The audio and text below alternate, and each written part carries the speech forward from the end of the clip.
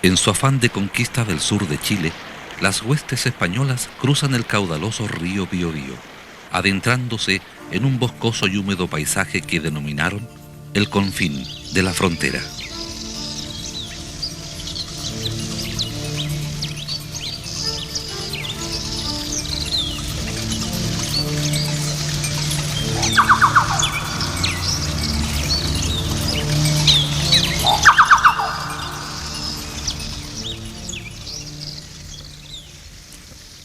Así debió ser el paisaje que los asombrados ojos del conquistador hispano conocieron al llegar a estas latitudes.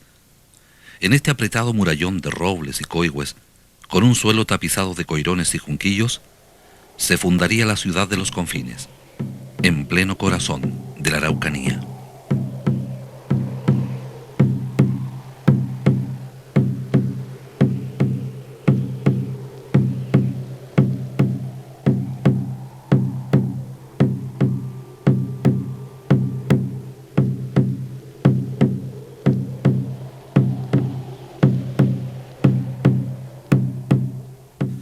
Para adentrarnos en la historia de este jirón de tierra, es necesario dar vuelta a las páginas del tiempo y retroceder a los inicios del poblamiento de la frontera, nombre dado a esta región por lo infranqueable de sus límites. Al pie de la cordillera de Nahuelbuta, cordón montañoso que separa la costa del valle transversal de esta zona, y en los suaves lomajes que la circundan, se desarrolló uno de los grupos étnicos más importantes en el contexto histórico nacional: el pueblo mapuche.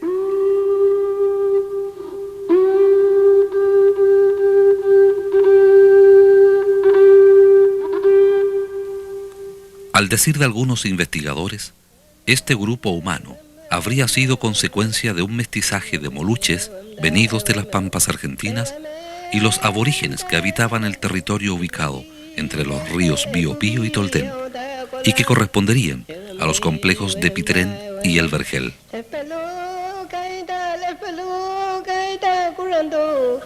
Los cronistas describen al mapuche como bien proporcionado, de rostro redondo, frente pequeña, nariz roma, ojos pequeños y penetrantes, de cabello lacio y negro, siendo muy largo en las mujeres.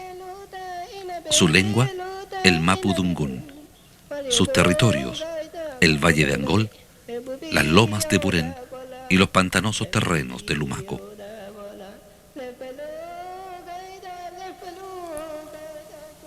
Aquí estaba el corazón de la Araucanía, tierra del temido pueblo aborigen que supo contener la invasión incaica en las riberas del río Maule. Pero un nuevo invasor ocuparía el intento dejado por los incas.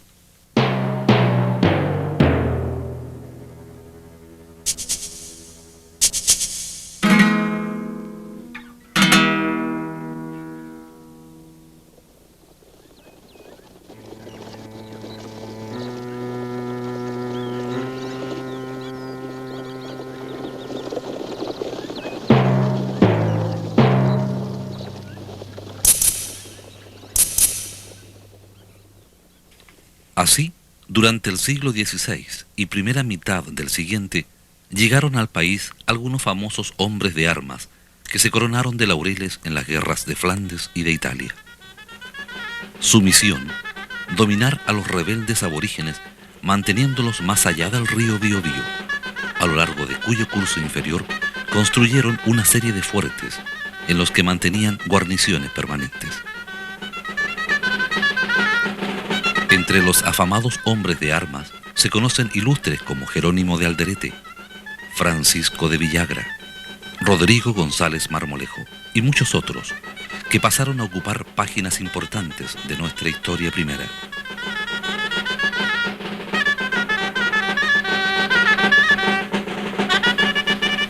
Dentro del cuadrilátero formado por la cordillera de los Andes, el río Biobío, el mar y el río Tolten, el adelantado Pedro de Valdivia comienza una serie de fundaciones tendientes a la conquista total del territorio más belicoso del país. Se funda el fuerte de Arauco, ordena la construcción del fuerte de Tucapel, en la falda occidental de la cordillera de la costa. Un poco más al sur, y casi en pleno valle transversal, se levanta el fuerte de Purén. Y por último, ordena a los encomenderos vecinos al río Mayeco reunirse en una ciudad que denominó de los Confines, ubicada en la confluencia de ese río con el Huequén. Corría por entonces el año 1553.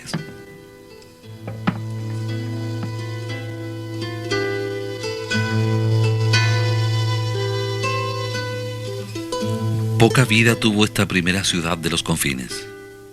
Después de conocerse el desastre de Tucapel con la muerte de Pedro de Valdivia, los habitantes huyen hacia la Imperial y Concepción.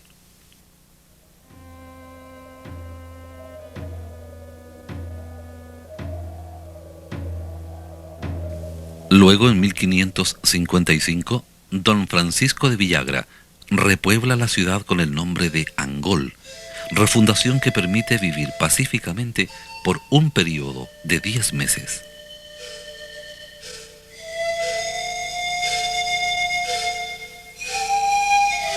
En un tercer intento, el gobernador García Hurtado de Mendoza ordena la repoblación de Angol. En este periodo se distinguen grandes militares, como Lorenzo Bernal del Mercado y Pedro de Villagra, quienes defendieron la ciudad de los ataques mapuches.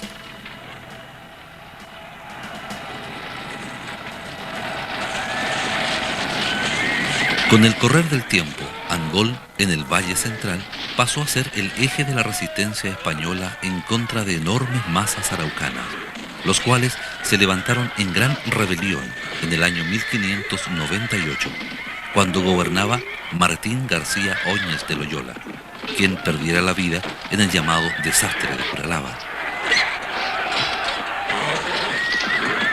Angol cerraba así un nuevo ciclo de 40 años de vida heroica.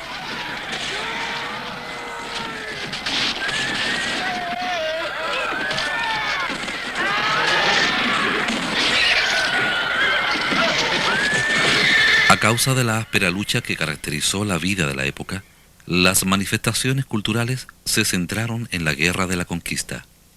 De esta manera se conocen las narraciones de sucesos descritos por apasionados contemporáneos y la expresión literaria de la poesía épica, dos formas que han permitido reconstruir un aguerrido pasado. En este contexto se destacó el poeta angolino Pedro de Oña, autor de Arauco Domado, obra escrita en Lima por encargo y dedicada a ensalzar la gestión de García Hurtado de Mendoza en la conquista de Arauco. Esta obra contrasta con lo escrito en la Araucana de Alonso de Ercilla y Zúñiga.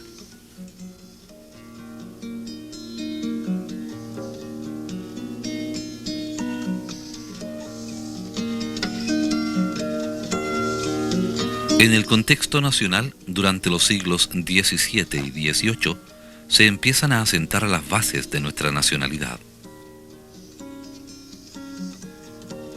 Prosiguió el mestizaje, se fue estructurando la sociedad en diversos estamentos y se intensificó la ocupación territorial.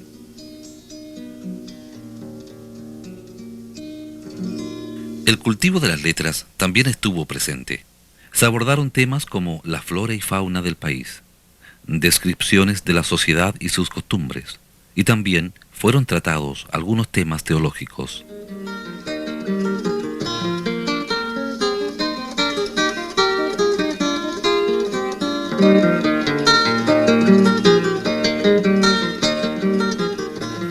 El siglo XVIII presenció la preocupación de los gobernadores de reagrupar a la población en las nuevas ciudades tanto en el norte como en el centro.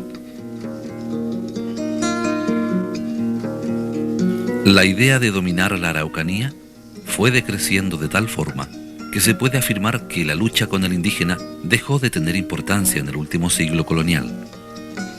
De tal manera que esta sexta repoblación de Angol, a cargo del maestre de campo Salvador Cabrito, en 1776, dura poco más de un mes, siendo destruida por el toqui Curiñanco.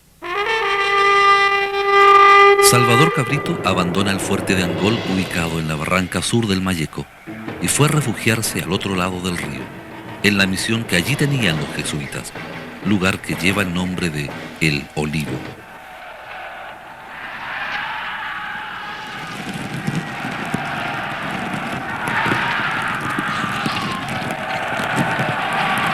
Abandonado el pueblo, los indígenas procedieron a saquear todas las casas y enseguida las hicieron presa de las llamas.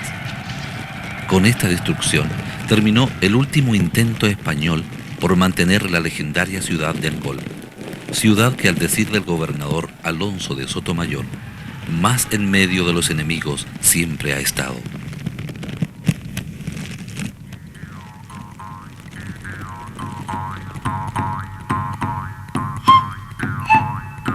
En los años que siguieron, las incursiones armadas contra los indígenas perderían interés, ganando importancia las misiones religiosas realizadas por los franciscanos a partir del año 1767, fecha de expulsión de los jesuitas y sus misiones de la Araucanía.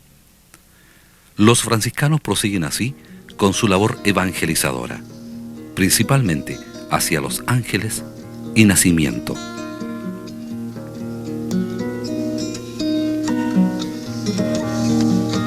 «96 años más tarde, siempre en medio de la resistencia indígena, surge la ciudad de Angol.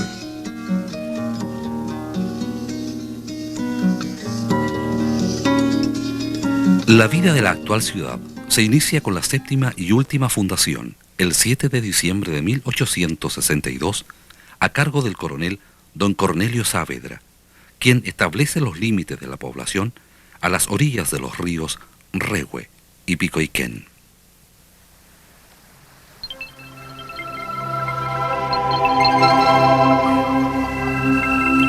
Los primeros 25 años de vida de Angol corresponden a una etapa de administración militar, etapa que fue imperiosamente necesaria para el sometimiento y ocupación definitiva de la Araucanía.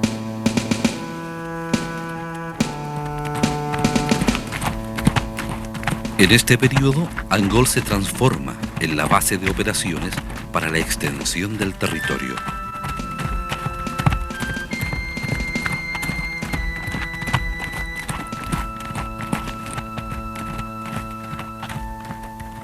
En estos tiempos de continuas incursiones militares, sobresalieron importantes personajes que llegarían a ocupar episodios destacados de la historia de Chile.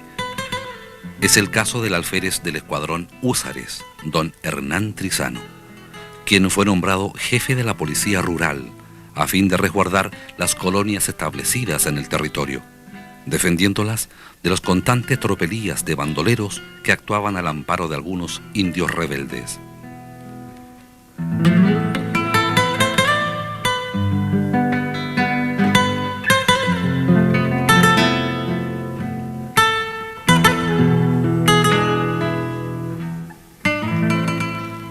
Desde su última fundación, Angol adquiere forma de ciudad, trazado y diseño que le impusiera el ingeniero Benjamín Viel, por orden del coronel Cornelio Saavedra. Benjamín Viel divide los terrenos en 40 cuadras, con sus respectivas calles, subdividiendo a su vez cada cuadra en 8 sitios en los cuales se inició la edificación definitiva de viviendas y construcciones destinadas a otros servicios.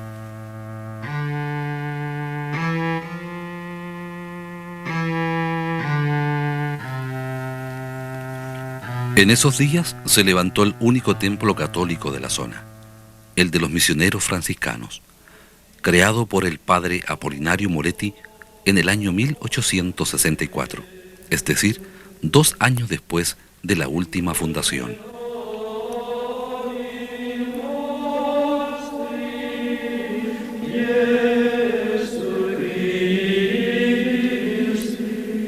Siguiendo sus principios evangelizadores y humanos, los misioneros franciscanos mantuvieron desde su creación el único internado indígena existente en la Araucanía, el que funcionó durante 56 años. El convento San Francisco, actual San Buenaventura, es el que se mantiene en pie y en funciones hasta el día de hoy.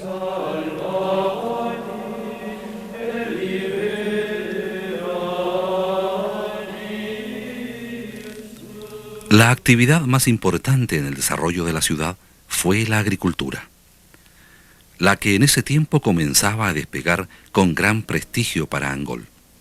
Esto trajo como consecuencia la era mecanizada en los campos de la zona, y aparecen entonces las máquinas trilladoras con motores a vapor, las que desplazaron las primitivas faenas de la cosecha.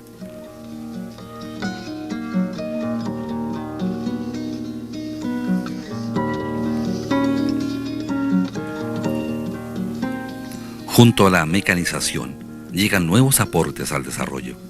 Se instala por esos días en la ciudad la fundición de propiedad del señor Eduardo Brown. Surge la cervecería de don Antonio Kind, y junto a ellos aparecen bancos y casas comerciales.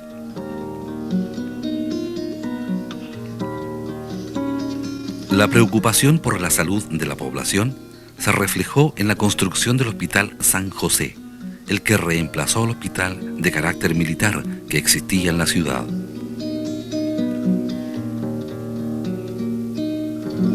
La convivencia social en estos primeros días republicanos de Angol se realizaba principalmente en casas de distinguidos vecinos de la ciudad.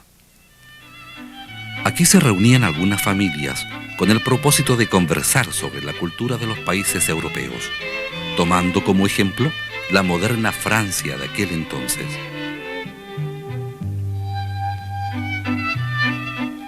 La influencia europea contribuyó en cierta forma a cambiar las costumbres, no solo en el norte del país, sino también en las nacientes ciudades de la Araucanía.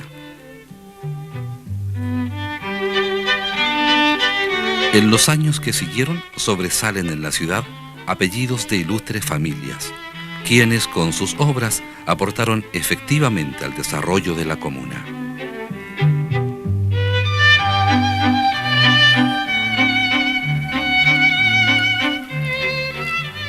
Desde ese entonces, Angol iniciaría un largo camino hacia su desarrollo como ciudad. Se actualizaron las vías de comunicación, se construyeron nuevos y definitivos puentes. La explotación agrícola logra un local que le permite la comercialización de sus productos. Las construcciones habitacionales fueron haciéndose más compactas y duraderas.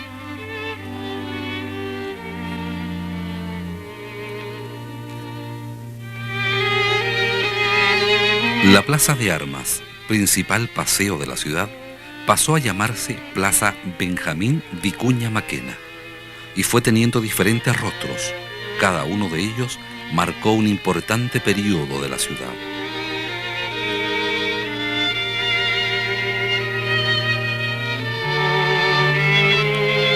Así fueron apareciendo los edificios públicos, muchos de los cuales se mantienen hasta el día de hoy.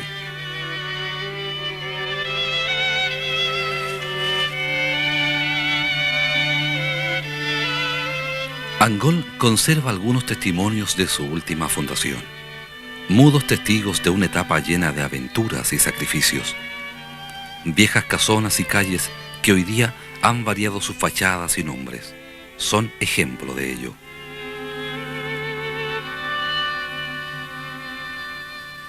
Con el correr del tiempo, los 300 años de lucha entre mapuches y españoles que caracterizaron a los pueblos de la frontera se han esfumado y desvanecido.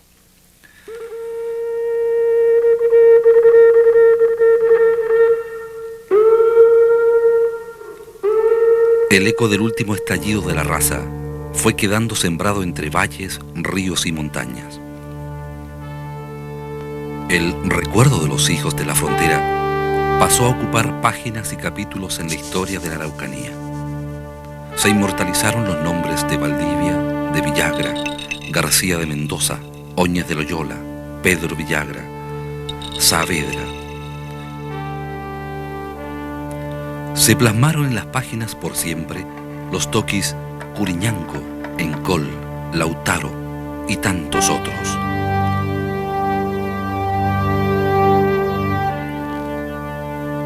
Para las generaciones de este fin de siglo queda una noble tarea: mantener latente la importancia de que Angol permanece vivo en el suelo sagrado de la Araucanía.